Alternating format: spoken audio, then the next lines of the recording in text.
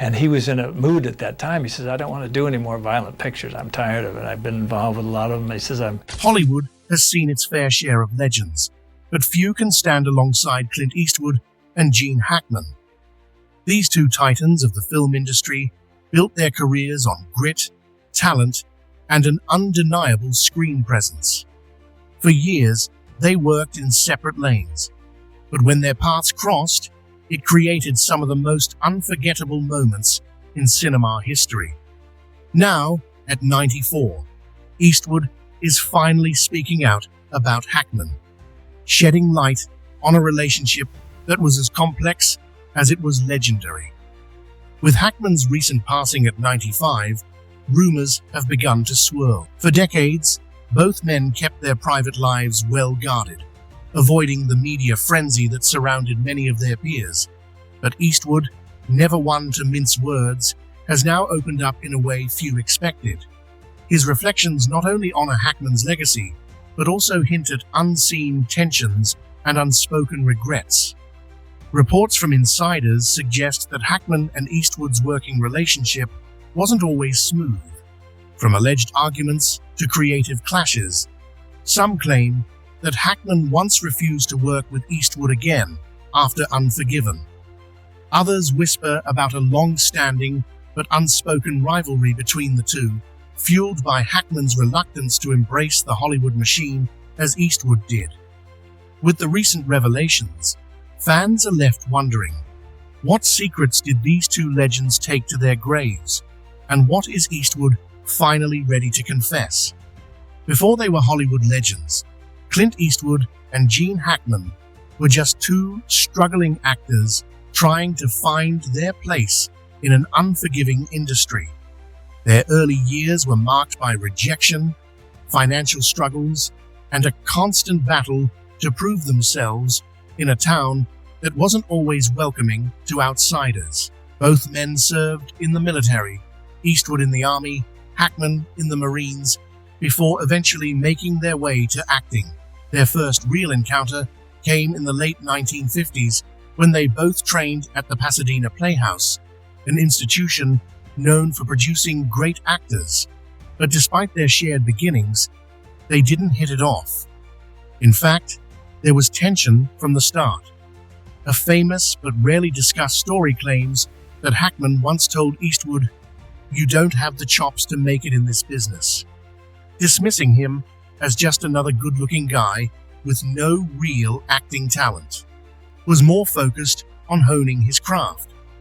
Some claim this early tension fueled a quiet rivalry that lasted for decades. Eastwood reportedly never forgot the insult, and though the two never had a public falling out, insiders whisper that Eastwood always held a quiet grudge. By the 1960s, Clint Eastwood and Gene Hackman no one expected much. Yet the film, and its sequels for a few dollars more, 1965, and The Good, the Bad, and the Ugly, 1966, turned Eastwood into an international icon. He wasn't just an actor anymore, he was the face of a new era of westerns, redefining the genre with his silent, brooding persona. Hackman, meanwhile, took a different, more traditional route. He struggled for years, working small roles in theater and television. He had neither the look nor the charm of a Hollywood leading man. His breakout came in Bonnie and Clyde, 1967, where he played Clyde's older brother, Buck Barrow. The film's massive success put Hackman on the map, earning him his first Oscar nomination. Though their careers were both on the rise, rumors swirled that Hackman looked down on Eastwood's sudden success. Some say he saw Eastwood as a lucky actor who struck gold in Italy rather than proving himself on the American stage. One Hollywood insider even claimed that Hackman once remarked, "Clint got famous because he could squint. I had to actually act."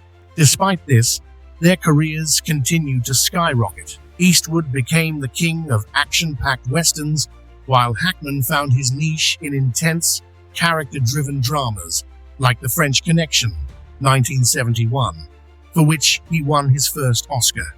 But their paths wouldn't truly cross in a significant way until Unforgiven, 1992. And when they did, tensions that had simmered for decades finally reached a boiling point. For years, Hollywood insiders whispered about an unspoken rivalry between Clint Eastwood and Gene Hackman.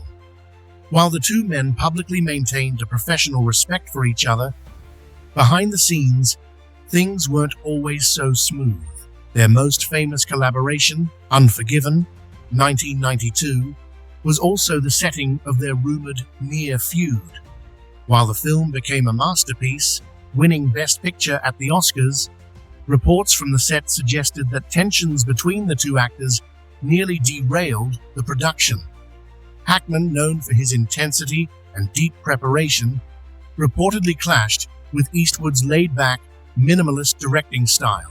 One story claims that Hackman was frustrated with Eastwood's notorious one-take approach. Hackman, used to directors who pushed for multiple takes to perfect a scene, allegedly told Eastwood, "I can do it better," after a shot. Eastwood, in his usual cool demeanor, is said to have replied, "No, Gene, that was it." This reportedly led to a heated exchange, with Hackman storming off the set for several hours. Another Hollywood rumor suggests that Hackman turned down a later opportunity to work with Eastwood again. In the early 2000s, Eastwood was reportedly considering Hackman for a major role in $1 Million Baby, 2004. It was due to lingering frustrations from Unforgiven. Despite these tensions, there was never a public falling out. Whenever asked about each other in interviews, both men spoke respectfully. But industry insiders claim that while Hackman admired Eastwood's success, he may have resented how easily Eastwood transitioned from actor to director. One particularly juicy rumor suggests that Hackman once confided to a friend that Eastwood was never the best actor in the room, but he always knew how to play the game. If true, it suggests that Hackman may have felt that, despite his own immense talent, he was never as revered as Eastwood because he refused to be part of Hollywood's political game. Whether there was true animosity between them or just creative differences, one thing is clear: their paths crossed at the perfect moment, creating one of the greatest westerns of all time. Behind the fame and accolades, both Clint Eastwood and Gene Hackman carried personal struggles that often went unnoticed by the public. Though they were masters at portraying strong, complex characters on screen, their real-life battles were just as intense. For Eastwood, one of his biggest struggles was maintaining relationships. Eastwood's reputation as a ladies' man was no secret.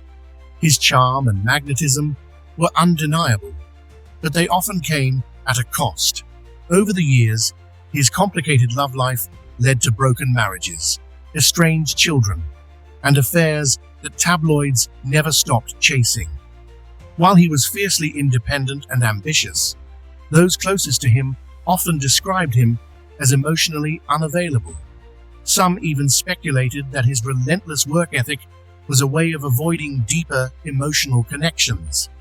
Hackman, on the other hand, had a different type of reputation, one of being difficult to work with. Though he was widely respected, he wasn't afraid to challenge directors and sometimes co-stars. One of the biggest Hollywood rumors was that he nearly came to blows with director Wes Anderson on the set of The Royal Tenenbaums, 2001. Co-stars later admitted that Hackman could be scary when he lost his temper, with one even saying that Anderson was warned never to work with him again. Hackman also wrestled with his own demons, self-doubt, and an unpredictable temper. Though he was respected by nearly everyone in the industry, he often felt like an outsider. He was never the typical Hollywood leading man, and despite his Oscar wins and critical acclaim, he frequently worried about being forgotten. Insiders claimed that Hackman would agonize over his performances long after filming wrapped, often wondering if he was truly good enough. In the early 2000s, Gene Hackman made a decision that shocked Hollywood. He disappeared from the industry without fanfare, interviews, or a grand farewell. Unlike many actors who gradually slow down or transition into smaller roles, Hackman simply walked away. His last film, Welcome to Mooseport, 2004, was an unremarkable comedy that hardly seemed like a fitting swan song for one of Hollywood's most respected actors. Fans and industry insiders were left wondering, why did Hackman leave so suddenly?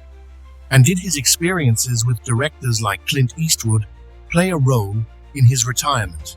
As Hackman aged, he became increasingly frustrated with Hollywood's expectations. Unlike Eastwood, who seamlessly transitioned into directing, Hackman remained focused on acting. He had spent decades taking on challenging, deeply layered roles in films like The French Connection, 1971, The Conversation, 1974, and Hoosiers, 1986. But by the early 2000s, quality roles for older actors were becoming scarce, and Hackman reportedly had little interest in playing forgettable supporting characters in action films or comedies. Close friends have suggested that Hackman simply lost his passion for the industry. He had always been a private person, preferring a life away from Hollywood's constant spotlight. As offers became less appealing, he saw little reason to continue. Unlike many actors who struggle with the idea of stepping away, Hackman made a clean break and never looked back. Though Unforgiven was one of Hackman's greatest performances, some believe it marked a turning point in his career. The intense creative clashes with Eastwood, though ultimately respectful, highlighted a growing divide between Hackman's artistic approach and Hollywood's increasingly fast-paced, commercially driven production methods. Hackman was known for wanting to explore every nuance of a character, often requesting additional takes and deep conversations about his roles. Directors like Eastwood, who valued efficiency and instinctive performances, represented a filmmaking philosophy that was at odds with Hackman's meticulous nature. While Hackman never spoke negatively about Eastwood, some believe his frustrations on Unforgiven made him more selective about future projects. By the late 1990s, Hackman worked with directors who gave him more room to experiment, like Wes Anderson in The Royal Tenenbaums, 2001. But even that wasn't enough to keep him in the game. By 2004, Hackman had made up his mind. Without a farewell tour or media announcement, he quietly stepped away from acting. When asked in later interviews if he would ever return, he gave a definitive no. Instead, he focused on writing novels and living a quiet life in New Mexico, far from the glitz and glamour of Hollywood. His departure left a void in the industry, but it was a decision he never regretted. Acting was a great job, Hackman once said, but at some point, you have to move on. For decades, Clint Eastwood remained silent about his working relationship with Gene Hackman. While both men achieved enormous success in Hollywood, their interactions after Unforgiven were notably absent. Fans speculated, was there lingering tension? Did Hackman's sudden retirement indicate a deeper rift? Now, at 94, Eastwood is finally opening up, revealing the truth about their friendship, creative clashes, and the regrets he carries. In a recent interview, Eastwood dismissed any notion of personal animosity. Gene was a damn good actor, one of the best I ever worked with, he admitted. We had different ways of doing things, sure, but you don't get performances like his in Unforgiven without a hell of a lot of talent. Eastwood acknowledged that Hackman's methodical approach sometimes slowed down production, but he never questioned the results. He took his time, and I moved fast. That's just how we were. But look at the film. We didn't make any mistakes. It worked. Still, while Eastwood admired Hackman's skill, he didn't shy away from confirming the tension on set. We butted heads a couple of times, yeah. He wanted more takes. I wanted to keep the momentum going. He had ideas. I had a vision. That happens in filmmaking. When asked about the rumored incident where Hackman challenged his directorial authority, Eastwood finally confirmed what many had suspected. Yeah, that happened, he admitted with a chuckle. Gene wanted to try something different. I said no. He wasn't happy about it, and we had words. But at the end of the day, the film comes first. Despite this disagreement, Eastwood insisted that there was no deep-seated resentment. Gene was passionate, so was I. That's why Unforgiven turned out the way it did. If we'd both been indifferent, it wouldn't have been the same movie. However, he also acknowledged that Unforgiven might have been a turning point in their professional relationship. We didn't work together after that, not because of bad blood, just because our paths didn't cross that way again. One of the biggest questions surrounding Eastwood and Hackman was why they never collaborated again after Unforgiven. With Eastwood continuing to direct, and Hackman still active in Hollywood throughout the 1990s, many assumed they would reunite for another film. But according to Eastwood, it just never happened. I never had a script where I thought, this is perfect for Gene, Eastwood explained, and by the time I did, he was already stepping away from Hollywood. There were rumors that Hackman's decision to retire from acting in the early 2000s was in part because of frustration with directors who demanded efficiency over exploration. While Hackman never confirmed this, some industry insiders believed that his experience on Unforgiven played a role. Eastwood, however, had a different perspective. I think Gene was just done with it. He gave everything to acting. After a while, you want to live life outside of Hollywood. Despite their differences, Eastwood now expresses a deep appreciation for Hackman's legacy and a tinge of regret. I wish I'd stayed in touch with him more after he retired, he admitted. We had our differences, but he was one of the greats.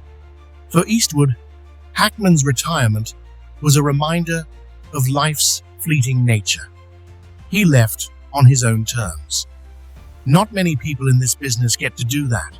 In the end, Eastwood's reflections are filled with admiration, nostalgia, and the realization that time waits for no one. Their collaboration may have been brief, but it was unforgettable, just like the men themselves. Despite any lingering tensions or unspoken regrets, both men shaped Hollywood in their own ways. Hackman's methodical approach and intense character work earned him respect among actors and filmmakers alike. Eastwood, meanwhile, became not just a film star, but an auteur, crafting some of the most memorable movies of the last 50 years. Gene always said, I don't think about legacy. I just hope people remember me as someone who tried to do good work. You'll be remembered for that and for so much more. Rest in peace, my friend. As Eastwood reflects on Hackman's passing, one thing is certain: their legacy is cemented in Hollywood history. While they may not have been best friends, they were part of a rare breed.